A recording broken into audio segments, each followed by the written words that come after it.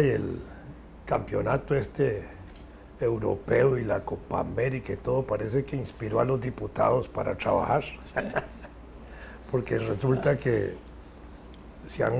curiosamente y dichosamente también se aprobaron recientemente algunas leyes con algún carácter significativo de unidad de parlamentaria, de trabajo, de consenso y eso, pero dentro de esto se han estado planteando y le han dado alguna prioridad a cosas que se habían planteado en la Comisión de Notables que tenían que ver con aspectos de administración pública y de elecciones, entre otras, por ejemplo, invertir los presupuestos, invertir los periodos legislativos de sesiones ordinarias y extraordinarias para que se empiece con extraordinarias el 8 de mayo por 6 meses seguidos y después con las ordinarias, que es cuando los diputados pueden proponer sus iniciativas por 6 meses adicionales, y no como se hace ahora 3-1, 3-1, 3-1, 3 y después 5 meses en sesiones extraordinarias, que dificulta mucho especialmente la labor del gobierno cuando el gobierno inicia, porque se ha terminado una campaña electoral, se han hecho ofertas programáticas, se han hecho promesas, y los gobiernos el 8 de mayo cuando asumen no pueden hacer nada literalmente porque las sesiones legislativas están en el periodo de ordinarias, que es cuando los diputados manejan la agenda, y cuando ya el gobierno puede hacerlo en diciembre, enero, febrero y marzo y abril, ya el país se mueve con otra dinámica, ya el gobierno ya no tiene capacidad para proponer nada de sus ofertas electorales, y eso produce desgano, me parece a mí, o contribuye al desgano de la gente en torno al proceso electoral y político y a la mala imagen de los gobiernos y de los presidentes. Creo que si esa reforma se hiciera ya sería un avance. Se ha planteado también en esta dinámica la posibilidad de aumentar diputados, que eso siempre es una discusión sensible. Por supuesto yo estoy de acuerdo en eso, pero en esta escena se está planteando, incluso hasta hay una fórmula ahí que están planteando al estilo de Sudamérica, de meter representantes indígenas específicamente. Hay una propuesta del Frente Amplio para nombrar 2 diputados adicionales a los que ya existen, los 57, que sean de las comunidades indígenas. Eso es una discusión más compleja todavía, pero en todo caso es una de las cuestiones que se están debatiendo o empiezan a debatirse. Está la reelección de los diputados continua, ahí sujeta a 1 o 2 periodos, y la posibilidad de la reelección del presidente y la ampliación de plazo presidencial y de diputados a 5 años y no a 4 años. Con lo cual dicen que si solo se ampliara el plazo en las 4 elecciones que seguirían, se ahorrarían un cachimbal de plata, para decir así, 10.000, 20.000 millones de colones, que podrían ahorrarse solo con ampliar el plazo de gobierno a 1 año, porque en final se ahorran en 4 elecciones se ahorra 1.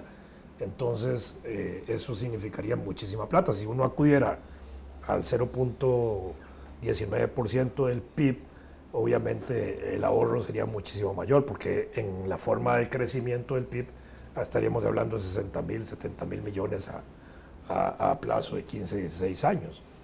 Entonces son cuestiones importantes que se están discutiendo, pero que la ciudadanía, me parece a mí, debe ponerle atención y tener apertura mental para la discusión de estos asuntos. Eso de los representantes indígenas es elemental, por amor de Dios. Claro que hay que preocuparse por la formación de las comunidades indígenas que han estado muy abandonadas, pero al fin y al cabo son las dueñas de este territorio, hombre. Así que nosotros somos turistas. La Universidad de Costa Rica, y Fernando, que fue rector y vicerrector muchos años, sabe, jugó un papel y ha jugado un papel importantísimo en el rescate de las comunidades indígenas de Costa Rica. Primero con antropólogos como María Eugenia Bósolo y otros, que han sido como pioneros en muchos aspectos de trabajo en comunidad directamente, pero además porque hace muchísimos años la universidad, creo que en tiempo de Fernando, desarrolló la revista de lengua indígena, desarrolló cursos de lengua indígena, se le dio igual reconocimiento a las lenguas indígenas que a las extranjeras en términos de puntajes académicos y eso. Se trajeron indígenas a estudiar a la universidad para que regresaran a las comunidades indígenas. El trabajo comunal universitario pero fíjate se proyecta. Que se le Yo creo ha que dado, es una labor que hay que destacarla más. De acuerdo, pero se le ha dado, esto es una realidad y no es criticable, es simplemente criticable el hecho de que se le ha dado prioridad a las migraciones de otros lados, viejas, lo que sea, que a los grupos estoy de acuerdo. indígenas nuestros. Incluso dentro de esas proyecciones de la universidad, los diccionarios de lengua maleco y bribri, me parece que son cosas extraordinarias. Yo no voy a echar flores con eso porque... No, pero yo sí te las he hecho, no importa. No, porque también hay cosas... No, pero es un trabajo colectivo. Hay pero cosas al final, anecdóticas, por ejemplo, que... lamentablemente las cosas que son de trabajo colectivo se concentran en las cabezas de las instituciones de ahí. Pues claro. En este caso, el reconocimiento a nuestro querido rector. No, yo recuerdo una anécdota muy particular que me satisface, muy sencilla, ¿no? De un costo muy bajo, pero que de ahí, eso revela cómo es que uno ve las cosas.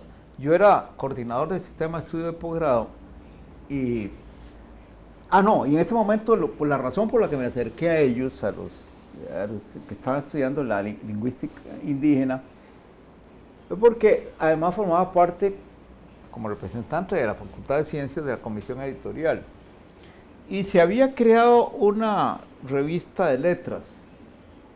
¿Letras se llama? ¿Ah? La de la UCR, Letras. No. Otra. Se llama revista Lingüística. Letras, pero había un miembro de la comisión editorial que quería ponerle un nombre griego. Entonces, yo encontré eso como muy cajonero, ánfora, de esas cosas. Entonces, pedí permiso para acercarme a los señores de lingüística indígena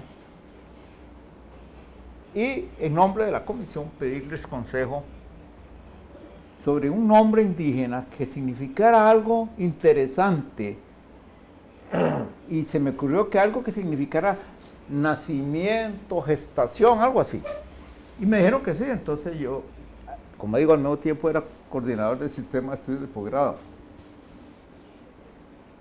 Y resulta que llegué y me los encontré muy amados.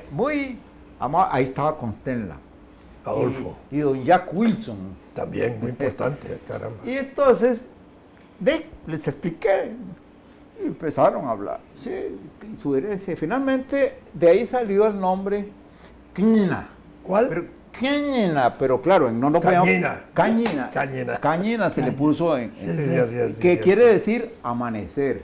Cosa que comprobé un tiempo después, mucho tiempo después, un día que accidentalmente me encontré almorzando en un grupo allá por Acerrí, donde había un muchacho bribri, que estaba ahí también por razones fortuitas, y entonces yo dije, voy a ver si no me tomaron el pelo. Y le pregunté qué quería decir Cañina, y me dijo amanecer, aurora. El asunto es que entonces en esa conversación surgió la cuestión de que ellos carecían de un equipo que consistía básicamente en grabadoras. ¿Qué cosa más simple? Y entonces a mí se me vino, y se me ocurrió que no podía hacer, ¿cómo? Entonces les dije que si me permitían gestionar por vía del sistema de estudios de posgrado, y lo hice y la recibieron. Es decir, yo no creo que he hecho una gran hazaña. Lo que pasa es que hay momentos en que el sentido práctico y la buena intención resuelven un problema. Y desde entonces yo me familiaricé mucho con ellos.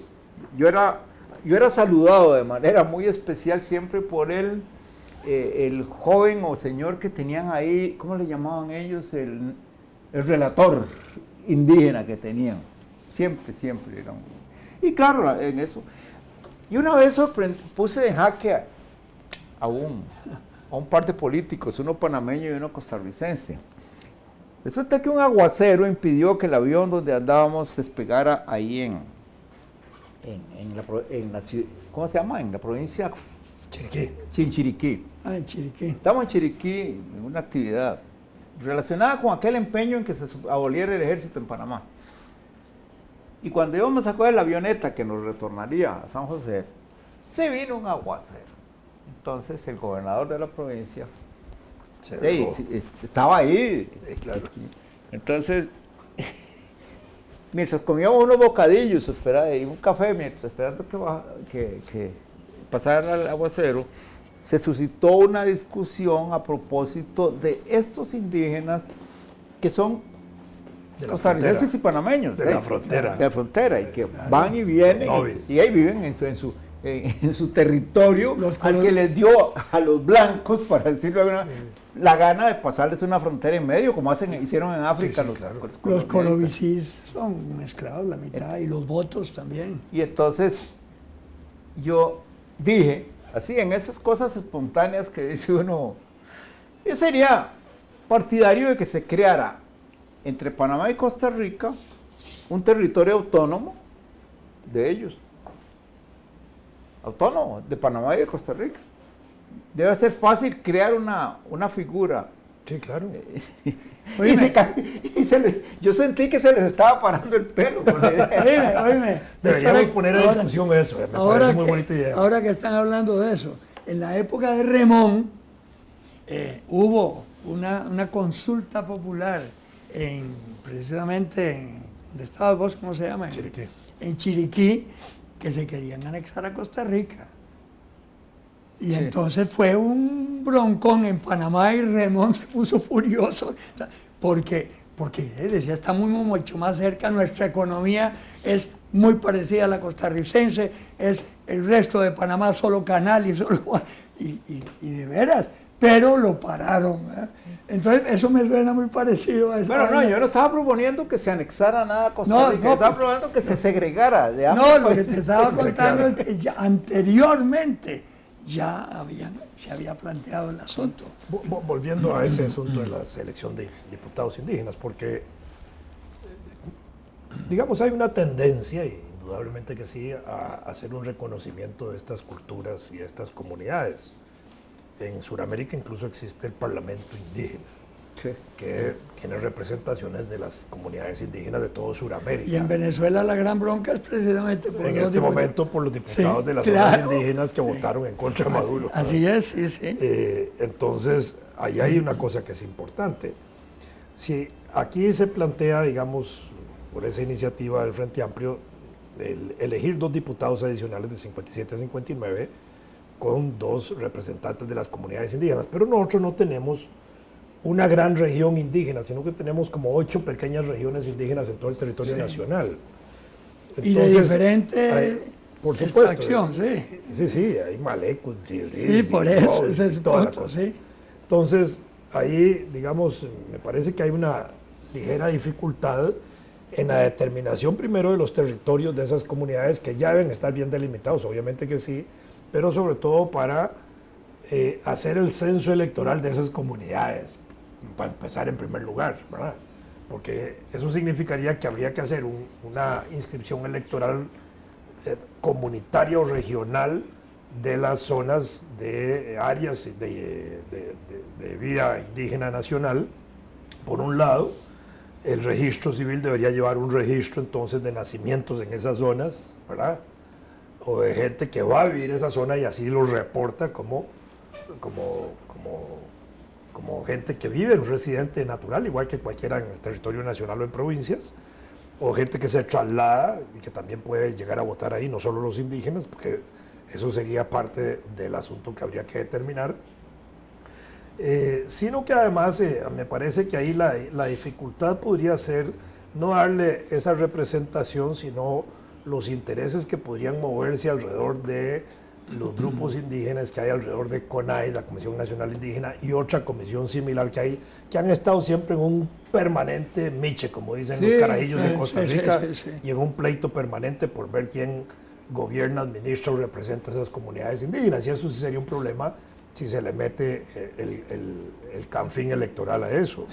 porque de pronto las comunidades indígenas son así. Cuando hay ahora desarrollos importantes de carácter económico, social, industrial, edilicio, lo que sea, que afectan comunidades indígenas, incluso se debe someter a plebiscito en esas comunidades cierto tipo de obras, que es lo que ha pasado con las represas del sur, donde no se han hecho los plebiscitos para poder continuar esas obras, porque el ICE está en un trabajo antropológico, sociológico, político, cultural, de convencimiento muy fino de esas comunidades para hacerles ver la bondad de los proyectos, digamos, sin perjuicio de aspectos culturales que los puede afectar o algo así, pero ya se les toma en cuenta para muchas cosas. Ahora, la otra es tomarlos en cuenta para asuntos políticos, esa es la cosa importante. Esto significaría que los partidos políticos tendrían que abrir también su agencia indígena, su área, su club indígena, su sector indígena, las asambleas de los partidos nacionales, de los partidos tendrían que empezar a meter representación indígena como parte de los representantes nacionales a las asambleas. Oíme, pero es curioso cómo con los años ha cambiado la mentalidad de los grupos aborígenes, indígenas de aquí. Cuando asumió la presidencia Otilio Ulate, vino el rey de no sé dónde, de uno de esos lugares, a presentarle credenciales. Sí, el rey Curré. No sé, pero es el más conocido. Pero fue interesantísimo que Ulate lo recibió.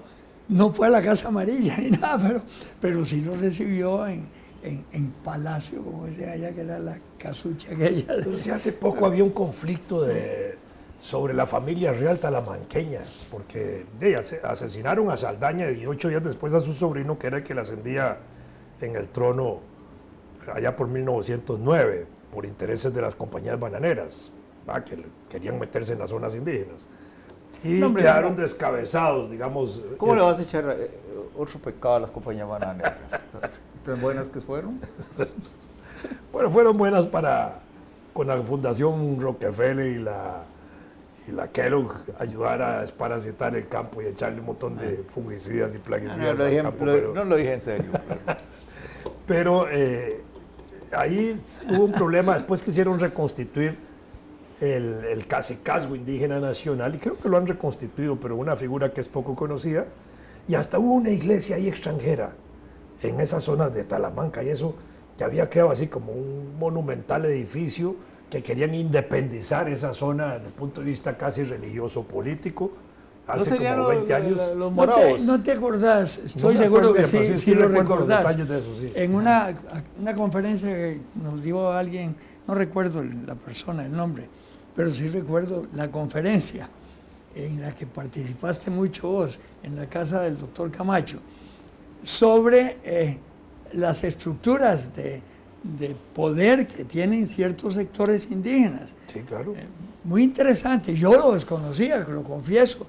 Me llamó poderosamente la atención que existiera esa organización tan bien lograda y esa comunicación entre sectores, aún con base en carreteras. No, pero las tradiciones indígenas se mantienen con fuerza, la de los diablitos. ¿La de cuál? La de los diablitos, por ejemplo. Sí. La de traer unas canoas que hacen en el fondo de la selva, que las van moviendo ahí por montaña, por ríos, y unas dificultades enormes. Es decir, hay todavía tradiciones muy fuertes que opera con toda la comunidad indígena de la zona, ahí Bribri, en esa zona, que es verdaderamente rico y que debieran ser objeto de mayor conocimiento definitivamente, público. Y más ahora, yo creo que en la parte cooperación política, de gobierno. En la parte en lo relativo a la participación política, las cosas no pueden no ser tan difíciles como parecen, porque ha habido experiencias similares en otras partes. No voy a hablar de América, pero en el caso, yo no sé cómo estará la situación actualmente, pero digamos, el caso rumano con respecto a los Roma, los gitanos, existió en la Constitución y seguramente existe todavía una normativa que permitía la inscripción de las personas como pertenecientes a la etnia roma. Es decir, no era cuestión de que tenía que vivir aquí o allá, porque sería impensable, menos con los gitanos, pero el asunto estaba razonablemente resuelto, nada puede ser perfecto en esas cosas. Hubo un periodo en el que disminuyó mucho la cantidad de romas inscritos, porque, bueno, nadie podía ocultar las tendencias racistas de los dacorromanos, que son finalmente italianos, claro, racistas. Claro. Entonces, ellos se defendían no inscribiéndose como Roma, pero también existía una norma similar para los alemanes, que había un grupo alemán, no me acuerdo exactamente cómo lo denominaban, que tenía también una representación parlamentaria. Y en cierta medida la tuvieron durante un periodo largo los inmigrantes a raíz del genocidio de los armenios. El grupo que emigró a Rumania fue muy grande, y de hecho hubo un ministro muy importante, creo que de economía, que era armenio, pero como tal. Entonces esas cosas, ha habido experimentos, soluciones logradas en otros ambientes que podían servir como no para copiarlos, pero sí para ver dónde están las aristas que hay que observar a la hora. Lo peor que se puede hacer con esas cosas es decir que son muy difíciles y dejarlas ahí, ¿verdad? No, claro. Sí. No digo, pero lo que pasa es que esos fenómenos que se han dado tradicionalmente, sobre todo en Europa y la parte del Asia Central, ¿verdad? Pues tienen siglos, es decir, son procesos que han venido evolucionando. En cambio, nosotros nos quedamos como en una isla. Estamos buscando el tesoro de la isla del Coco. Es que justamente la experiencia ajena. No hay que aprovechar. Hay una cosa muy interesante. Los antropólogos rusos le ponían mucho cuidado, y los lingüistas, a las cuestiones específicas de América, tanto de Norteamérica como de Sudamérica. Eso es algo que no se tiene muy en cuenta, porque claro, estaban enfrentados a una situación que se asemejaba. La conquista, por así decirlo, rusa de Asia, sí, claro. No significaba aniquilar etnias, sino incorporarlas. Claro, en algunos casos se les fue la mano, ¿verdad? Cometieron crímenes, pero esencialmente la noción era de incorporar. Tanto es así que la Academia Rusa creaba siempre una comisión de lingüistas para alfabetizar las lenguas de las etnias. Y el caso americano le resultaba muy... Es que quizá la realidad rusa es la más parecida y más cercana en el aspecto de desarrollo y forma de pensamiento de toda la América Latina, mucho más que los países sajones. Dicen que hay que aterrizar, que si no nos... Dicen que Sí, así es. Nos mandan un misil antiaéreo si no aterrizamos. Bueno, aterricemos.